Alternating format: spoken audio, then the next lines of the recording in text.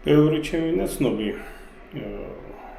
როცა ბაზარში ან მაღაზიაში ახალ ხილს ყიდულობს, ცდილობს რომ ცოტა ჭიანი იყიდოს, რადგან თვლის რომ ეს ხილი ან შეწამული არ არის, ან მცირე დოზით არის შეწამული და ნაკლებ არასაკმარისად და ამის გამო ეკოლოგიურად უფრო სუფთა შეიძლება იყოს.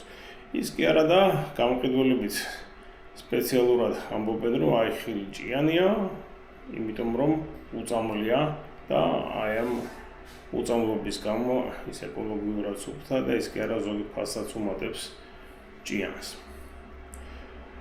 ეხლა ხილის ჭიანობის მიზეზი ყოველთვის უწამლობა არ არის. სამი ვარიანტი შეიძლება გამოვყოთ. პირველი საუკეთესო.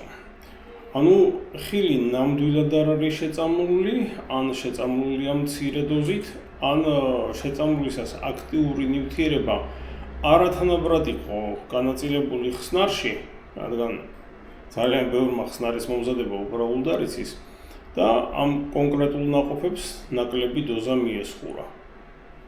მეორე ვარიანტი, რომ ხილი შეწამულია არასწორი ინსექტიციდით, რომელმაც წერის აი ამ კონკრეტულ სახეობაზე არ იმოქმედა უბრალოდ და მესამე ყველაზე უფრო ცუდი ვარიანტი, ხილი შეწამულია დაგვიანებით და ამ შემთხვევაში შეწამულიდან 20 დღე დიდი ალბათობით გასული არ არის და კიდევ უფრო დიდ დოზას ვიღებთ, ვიდრე აი ამ ინსექტიციდის და შხამქიმიკატის, ვიდრე მივიღებდით თქვათ აი ამ ქიმიის სწორად და დროულად გამოყენებისას.